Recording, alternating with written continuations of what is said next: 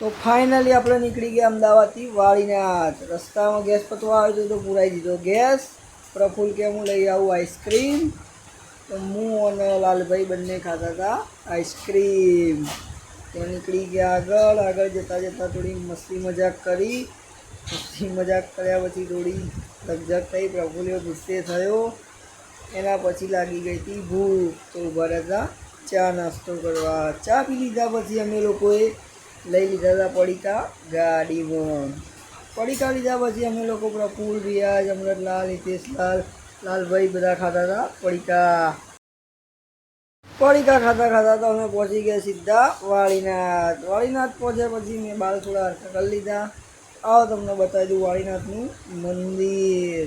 આ જોઈ લો તોરણ જોરદાર છે ને. બાકી આ કરી લો તમે મહારાજના દર્શન. શ્રાવણ મહિનો હતો તો અમે લોકોને દર્શન કરવા ગયા. દર્શન કર્યા પછી થોડું જમ્યું. જમ્યા પછી સીધા અમે આવી ગયા અમદાવાદ.